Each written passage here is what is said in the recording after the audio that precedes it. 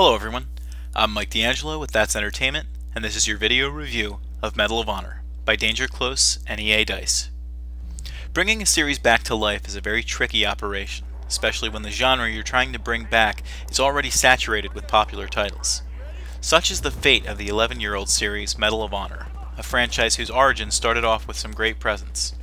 Steven Spielberg is credited with the idea of Medal of Honor, but since his involvement, the series has definitely slowed down.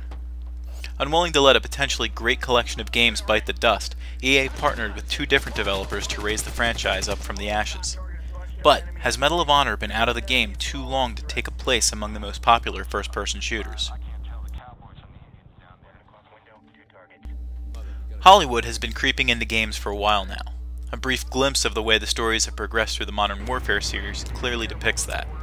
So it may come as a surprise to Medal of Honor, a series created by a filmmaker, has what could potentially be the most real feel of any modern combat game to date. Taking a cue from other wargame simulators, you take the role of not just one soldier, but several, including Tier 1 officers. Each of these officers fit into a squad that has its own collective personality, and you really begin to feel familiar with what's going on between you and your teammates. Whereas the beginning of the game can have a cliched feel and a slow payoff, the longer you play, the larger the reward becomes. Certain portions of the game are portrayed very powerfully, and by the time the narrative ends, you will be itching for more.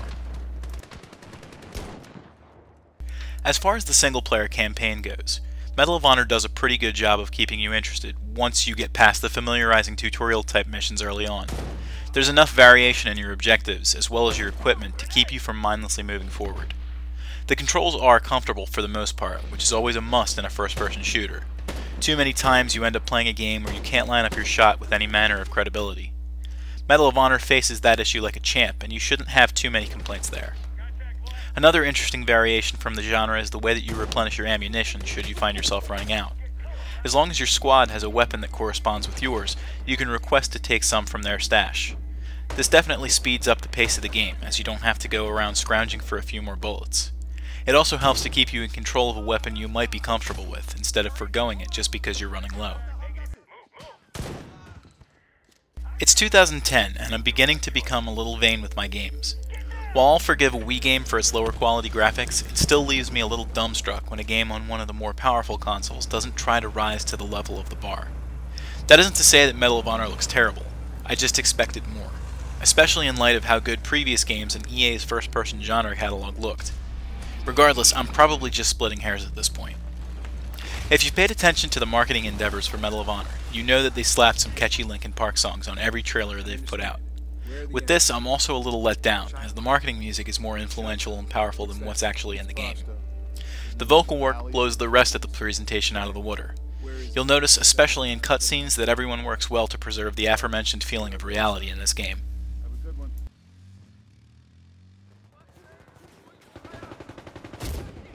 There have been a lot of complaints going into the multiplayer of this game, and while they're not entirely unfounded, I don't think that they're all that terrible. While the online component of Medal of Honor is only a few steps up from mediocrity, for the most part it is competent. Of all the complaints that I want to call out, my dissatisfaction currently lies on how often I've had a lag-free match. While this is subject to change from person to person, I'm sure I'm not the only one who was hit with such a terrible spike.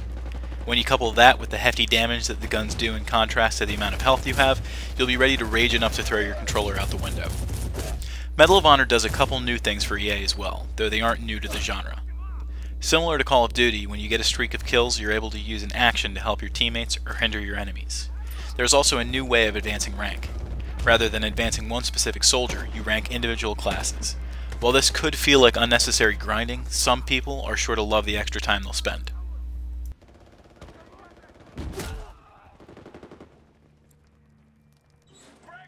I'm happy that the developers had a good time making this game, but I'm thinking that a few less beard jokes and mottos could have given them the time they needed to polish up a couple areas. It certainly isn't a terrible game, but it had the potential to be the rebirth of a series, and instead, it just feels like a transition towards that point. Here's to hoping that if the Medal of Honor series does continue, it does so on an upward trend. That's Entertainment awards Medal of Honor a score of 7.5 out of 10.